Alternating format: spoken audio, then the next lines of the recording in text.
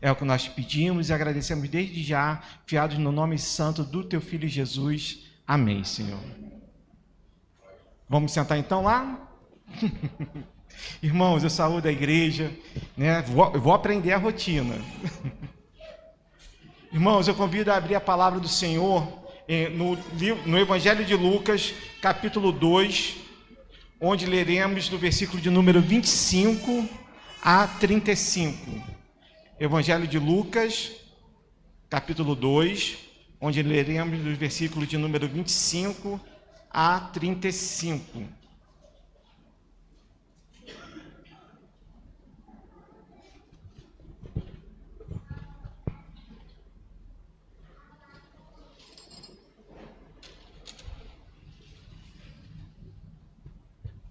Diz assim a palavra do Senhor. Havia em Jerusalém um homem chamado Simeão, homem este justo e piedoso, que esperava a consolação de Israel, e o Espírito Santo estava sobre ele. Revelaram-lhe o Espírito Santo que não passaria pela morte antes de ver o Cristo do Senhor. Movido pelo Espírito, foi ao templo, e quando os pais trouxeram o menino Jesus para fazerem com ele o que a lei ordenava, Simeão o tomou nos braços e louvou a Deus, dizendo: Agora, Senhor, podes despedir em paz o teu servo, segundo a tua palavra, porque os meus olhos já viram a tua salvação, a qual preparaste diante de todos os povos, luz para a revelação aos gentios e para a glória do teu povo de Israel.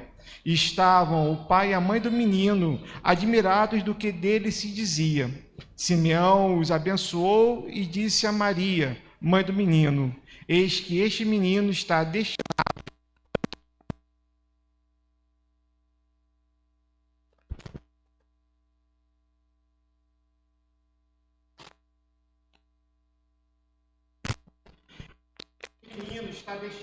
tanto para a ruína como para o levantamento de muitos em Israel, e para ser alvo de contradição. Também uma espada traspassará a tua própria alma, para que manifeste os pensamentos de muitos corações. Diz assim a palavra do Senhor. Vamos orar?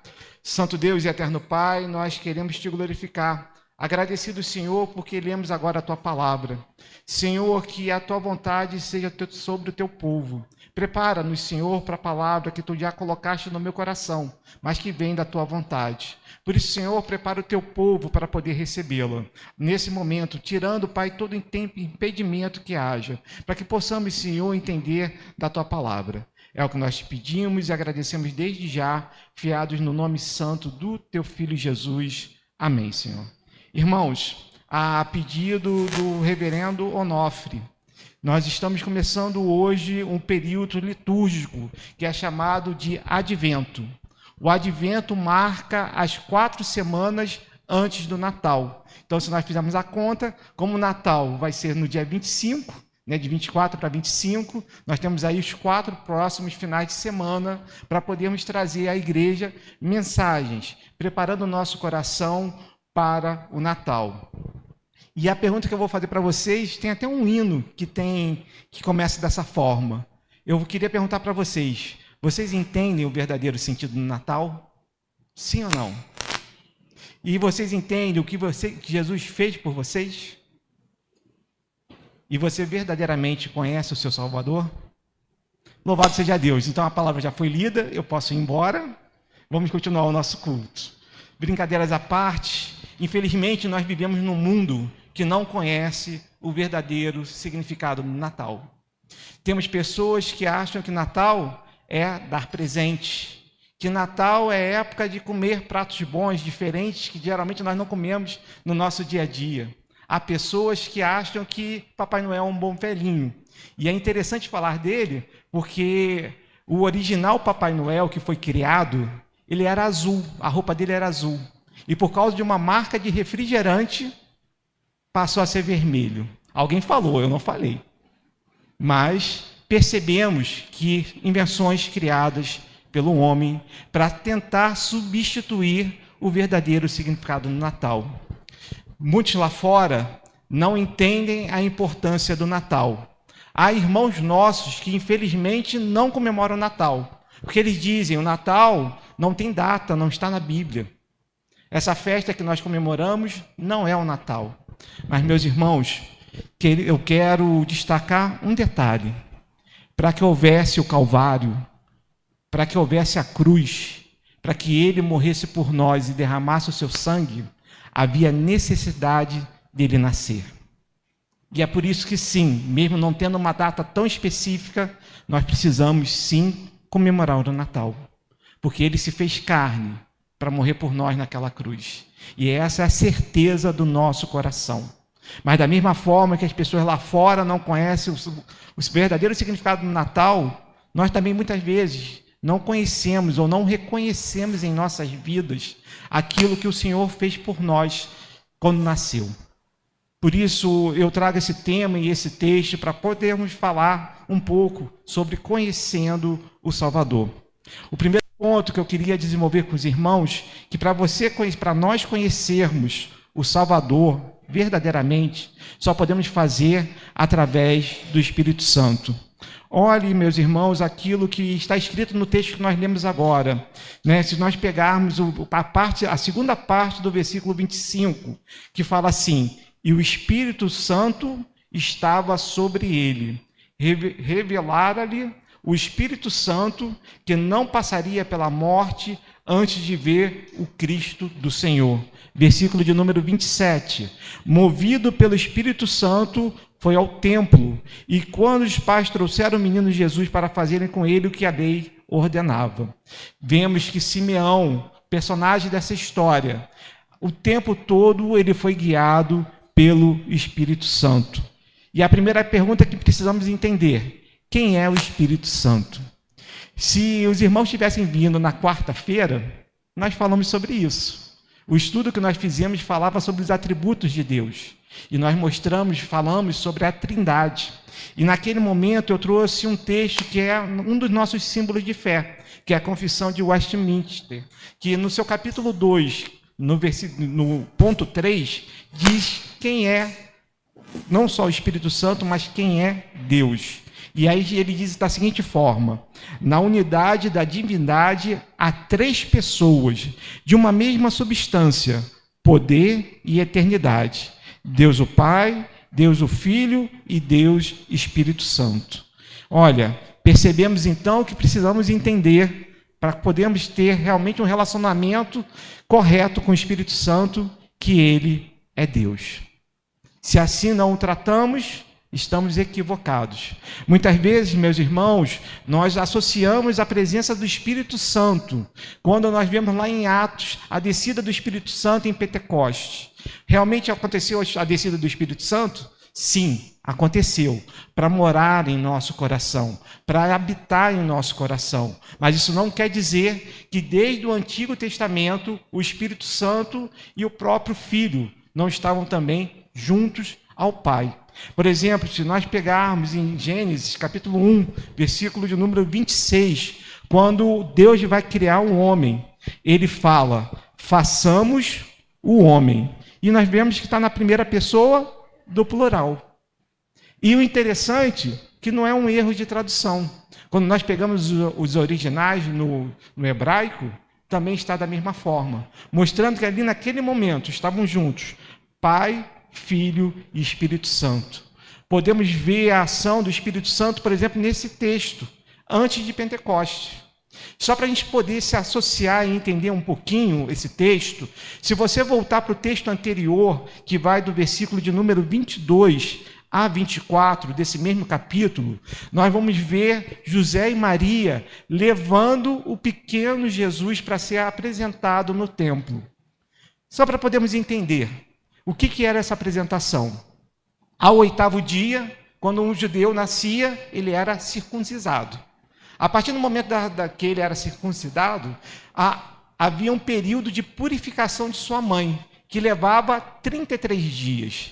Depois desses 33 dias, a família precisava voltar para poder pagar o preço pela purificação, pelo nascimento daquela criança e dedicá-la. Como ele era homem, o período de dedicação era de 30 dias. 33 dias, para ser mais exato. Com os 8 dias, Se eles cumpriram a lei, e o texto vai nos dizer que eles cumpriram a lei, eles apresentaram Jesus, naquele momento no templo, com 40 dias. Ou seja, acho que o bebê mais novo que eu vi aqui hoje deve ter mais de 1 ano. Não temos nenhum bebezinho menos de 1 ano. Tem? Está aqui hoje? Não, não está, né? Então estou falando, né? Davi, mas uma pequena criança foi levada pelos seus pais. E era interessante dizer que a família era uma família pobre, porque a oferta que eles levam, 2 rolinhas, que está lá no versículo de número 23 e 24, mostra que a oferta que era dada era de uma família pobre. Uma família que dentro daquela estrutura judaica não tinha nenhuma significância, porque eles não conseguiam nem dar aquilo que era realmente necessário ser feito. Mas a gente vai perceber a ação do Espírito Santo, então, não só depois de Pentecostes. Nós vamos ver antes, na criação, quando ele dá o intelecto, quando Salomão pede sabedoria do Senhor, a sabedoria vem através do Espírito Santo. Também no processo de santificação, ou seja, as pessoas que eram santificadas, e a gente vai falar isso no segundo ponto, então não vou me dedicar a isso, ou também na presença dos profetas, quando ele recebia as profecias do Senhor. Era também através do Espírito Santo. Vemos também a ação, assim, com mais clareza, do Espírito Santo no Novo Testamento. Através do quê? Da santificação das pessoas. Através da unidade que ele cria na igreja. Somos um só corpo. E quem faz isso por nós é o Espírito Santo.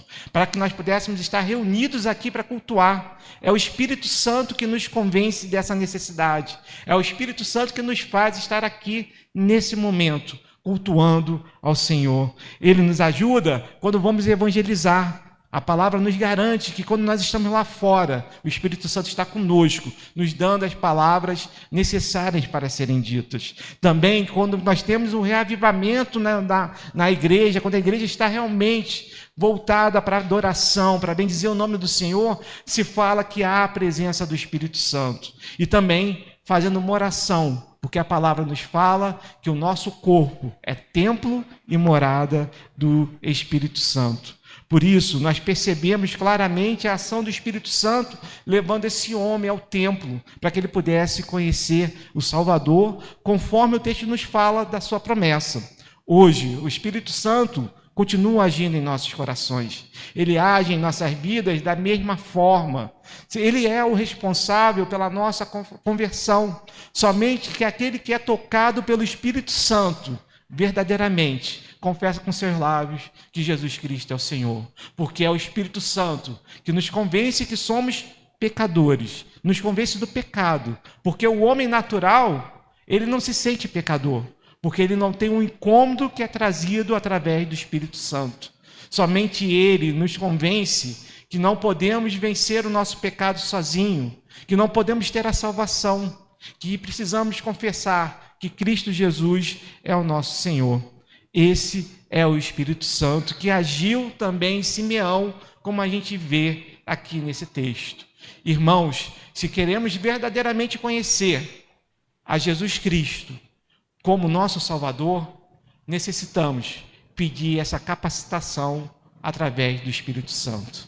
Somente Ele coloca no nosso coração a vontade de orarmos. Só Ele nos dá um entendimento para podermos ler a sua palavra e entender o que Ele quer dizer. Simeão foi guiado pelo Espírito Santo. E nós, hoje, também somos guiados.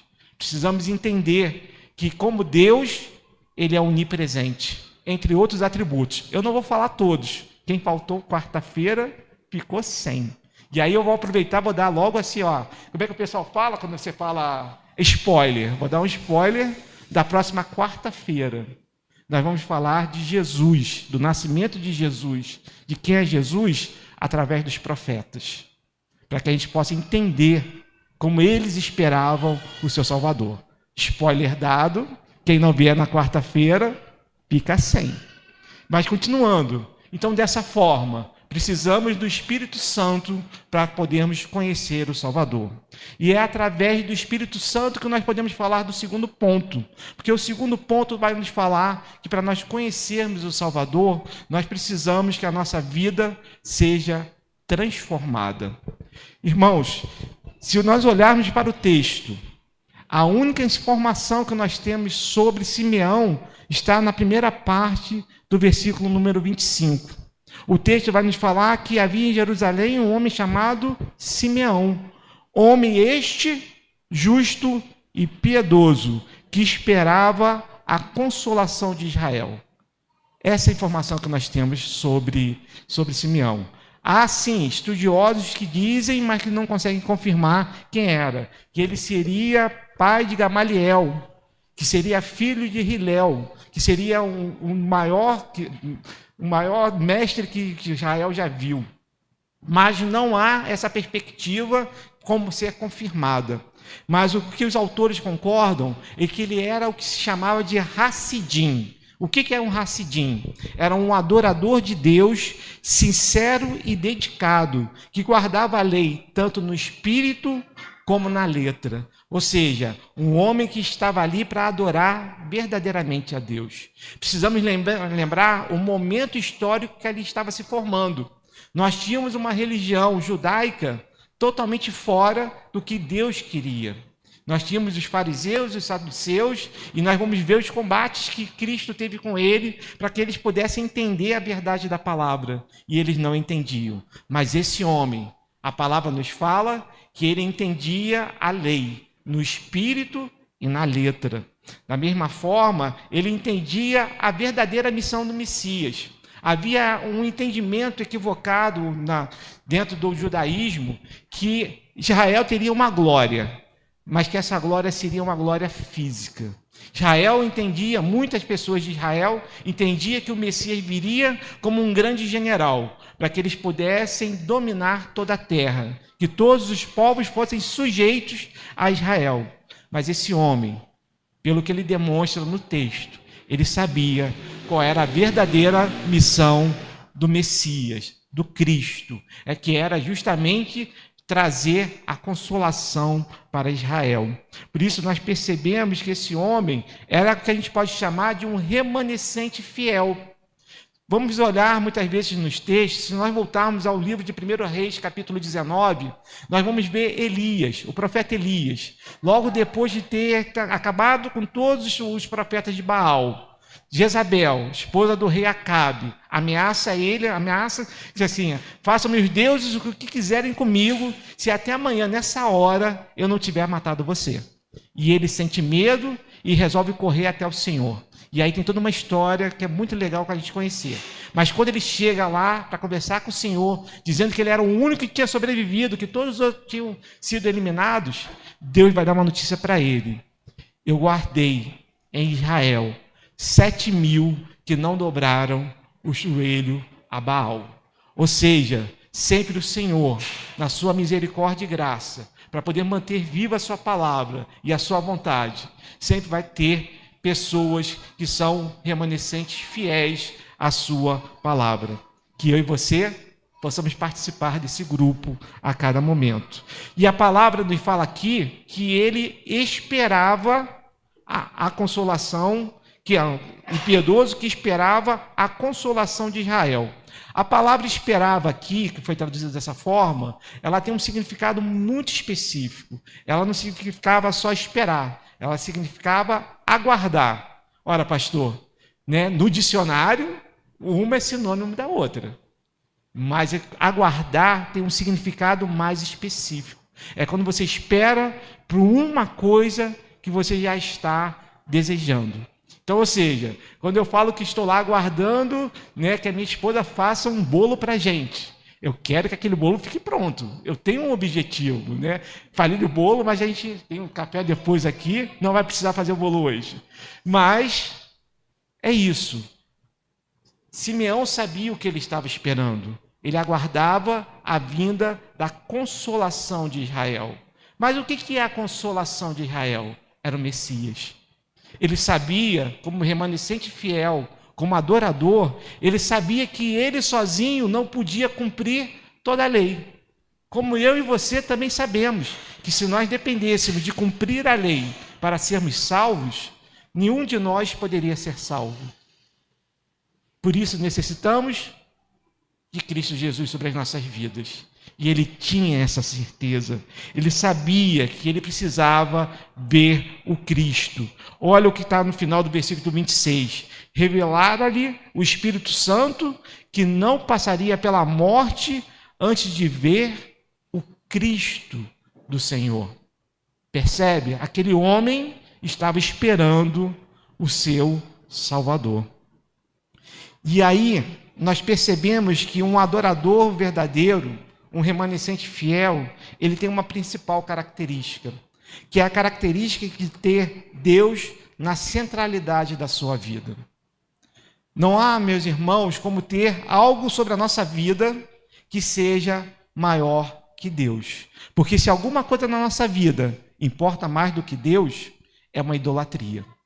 Se nós colocamos nossos filhos acima de Deus, isso é uma idolatria. Se colocamos nossas esposas ou nossos esposos acima de Deus, isso é uma idolatria. Não me entendam mal. Eu não estou falando que nós não devemos amar os nossos filhos, não estou falando que não devemos amar as nossas esposas ou as mulheres, os seus maridos.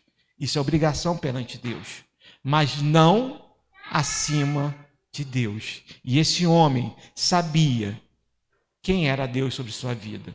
E aí você percebe claramente que a ação do Espírito Santo transformando esse homem faz um processo que nós chamamos de santificação. E aí eu peguei um texto de Luiz Berkoff que fala sobre o que é esse processo. Ele diz assim: o processo de santificação nos leva a morrermos para o pecado e nos tornamos imitadores de Cristo.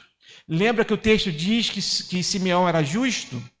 Ser justo é sinal que nós fomos justificados pelo sangue de Cristo Jesus. E por isso nós passamos a imitá-lo, e por isso Deus não olha para nós.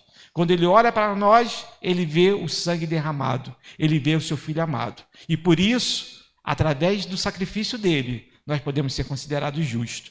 Por isso que ele fala que o imitador de Cristo é justamente o que Simeão fazia. E ele continua: caminhando para uma vida de retidão. A cada dia somos capacitados, através de quem? Do Espírito Santo, a cumprirmos com mais exatidão os 2 maiores mandamentos. Meus irmãos, os 2 maiores mandamentos foram questionados por um escriba a Jesus Cristo. Quais são esses mandamentos? Amar a Deus sobre todas as coisas, tem todo o seu entendimento, de todo o seu coração, de toda a tua força, de toda a sua alma. E o segundo maior, amar ao próximo como a si mesmo. Quando nós traduzimos a palavra piedade, ela é a palavra em grego chamada eusébia. E eusébia quer dizer que é aquela pessoa que ama a Deus sobre todas as coisas e ama ao próximo como a si mesmo. Você só pode ser verdadeiramente piedoso se você cumprir os 2 maiores mandamentos. É a tradução da palavra eusébia, que aqui para nós, em português, deu a palavra piedoso. Então, quando o texto fala que Simeão é justo, é porque ele tentava, na sua forma, seguir os mandamentos de Deus. E também ele era piedoso, porque ele cumpria os 2 maiores mandamentos. E ele fez isso, com certeza, porque como o texto nos fala, o Espírito Santo estava sobre ele. Amados, é o mesmo Espírito Santo que está hoje sobre as nossas vidas. É o mesmo Espírito Santo que faz morada no nosso coração. É o mesmo Espírito Santo que nos fala quando estamos indo numa direção errada. Por mais que nós sejamos teimosos e muitas vezes, mesmo ouvindo, sabendo que não é o melhor para nós, nós seguimos naquele caminho. É esse o Espírito Santo que nos transforma, que nos faz cada vez mais sermos parecidos com Cristo Jesus. Este é o processo de santificação. E quando esse processo vai acabar? Nunca. Somente naquele dia glorioso, quando estivermos na presença dele. Aí sim, nós vamos receber corpos glorificados e estaremos na perfeição por Cristo Jesus. Essa é a nossa certeza. Então, meus irmãos, para podermos conhecer verdadeiramente o Salvador, precisamos da presença do Espírito Santo e da transformação que ele nos traz através da sua vontade. Mas também precisamos, para conhecer o Salvador, Precisamos entender o que Jesus fez por nós. Por isso eu perguntei no início se nós entendemos. Simeão vai nos falar que Jesus é a esperança que Israel esperava. Olha o que ele faz, versículo 27. Movido pelo Espírito, foi ao templo, e quantos pais trouxeram o menino Jesus para fazerem com ele o que a lei ordenava. Aí eu faço uma observação. Não havia, se não fosse pelo Espírito Santo, a possibilidade dele destacar essa família. Era uma família pobre, humilde. No templo, durante o dia, entravam várias famílias para poder fazer o mesmo sacrifício. Somente através do Espírito Santo ele poderia enxergar. Continuando no versículo 28. Simeão tomou nos braços e louvou a Deus, dizendo... Uma criança de 40 dias, meus irmãos. Ele pegou no colo. Ele não abraçou, ele não beijou. Até sinal de respeito, porque ele sabia quem estava nos seus braços. Mas ele pegou e louvou o Senhor. Agora, Senhor, podes despedir em paz o teu servo, segundo a tua palavra, porque os meus olhos já viram a tua salvação. Irmãos, o que Simeão falou ali é que ele estava pronto para morrer. Porque agora, aquilo que ele esperava, aquilo que ele necessitava, que era conhecer o seu Salvador, conhecer a salvação que Israel esperava com tanta ansiedade, estava ali em seus braços. Aquele homem, com aquela criança, movido pelo Espírito Santo, sabia quem era Jesus. Somente dessa forma, meus irmãos, é que podemos reconhecer a Cristo. E ele vai falar então que ele é luz para a revelação aos gentios. Versículo de número 31. Mostrando que o Espírito Santo mostrou para ele que a salvação não era só de Israel, Israel físico, mas do Israel celestial, a igreja. Mostrando que aquele menino, ele seria a nossa salvação. Por aquele menino é que eu e você hoje podemos ter vida e vida em abundância. Ter a certeza da vida eterna, mas também para a glória do teu povo de Israel. Romanos vai trabalhar muito bem isso, não teremos tempo para falar. Mas Israel pode ser salvo? Sim. Por mais que tenha negado um dia? Sim. É só como nós confessar com seus lábios que Jesus Cristo é o Senhor e serem batizados em nome do Pai, do Filho e do Espírito Santo. Essa é a forma que Israel pode ser salva no dia de hoje. E aí ele continua nos falando, mostrando que ele sabia o que iria acontecer. Estavam o pai e a mãe do menino admirados de que dele se dizia. Simeão os abençoou e disse a Maria, mãe do menino: eis que este menino está destinado tanto para a ruína como para levantamentos de muitos em Israel e para ser alvo de contradição, para que se manifestem os pensamentos de muitos corações. Quando Cristo Jesus se revela para nós, o nosso coração também se revela. Porque antes que uma palavra possa chegar aos nossos lábios, o Senhor já sabe, porque Ele sonda os nossos corações a cada segundo. Podemos enganar a pessoa que está do nosso lado, por mais que ela nos conheça, mas a Deus, que é onisciente, onipresente e onipotente, esse nós não enganamos. E o que Simeão estava dizendo ali, que sim, esse homem veio para trazer separação. Porque dentro de uma família pode ser que haja um salvo e outro não. Que ele está ali para mostrar os corações. Entendam, não estou falando que nós vamos nos virar contra a nossa família quando ela não conhece o Senhor. Mas que nós precisamos orar ao Senhor por ela. Precisamos confiar no Senhor, que os seus eleitos serão revelados. A palavra nos ensina, meus irmãos, que enquanto a palavra dele não chegar aos confins da terra, ele não retornará. E cabe a nós, como igreja, fazermos esse trabalho. Quando entendermos esse nosso papel, com certeza faremos o melhor para o Senhor.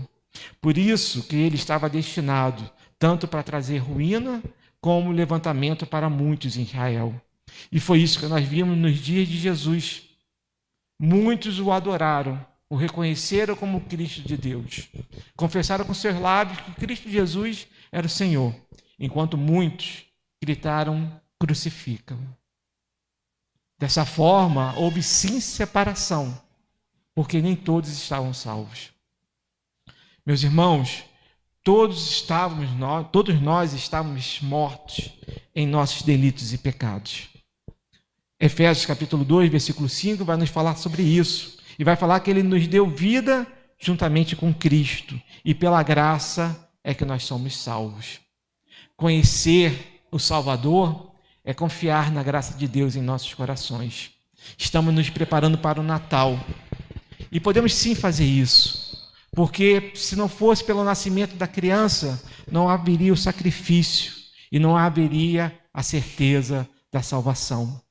Por isso, meus irmãos, para quando confessarmos com nossos lábios que conhecemos verdadeiramente ao Salvador, que nós façamos pelo Espírito Santo, que façamos em transformação das nossas vidas, com a certeza que nós conhecemos a salvação e que nós entendemos o verdadeiro significado do Natal. Vamos, Senhor, nesse momento, adorar ao Senhor e depois passar para a ceia. Pai amado, nós queremos te agradecer, porque sabemos, Senhor, que a tua vontade é sobre as nossas vidas. Te agradecemos, Deus, pela presença do teu Espírito Santo, Pai, que nos conduz a cada momento. Porque, Senhor, se não fosse pela tua vontade, não conheceríamos o verdadeiro Natal. Pai amado, nós te louvamos porque aprove a ti, pela tua graça merecida, Senhor, nos dá a oportunidade de entendermos a tua vontade através do teu Espírito Santo. Tu nos deste, Senhor, por graça imerecida, Pai, a Cristo Jesus como Senhor e Salvador. Pai amado, nós te louvamos agradecido porque temos a tua palavra que nos mostra a direção para podermos verdadeiramente, Senhor, seguir conforme a tua vontade.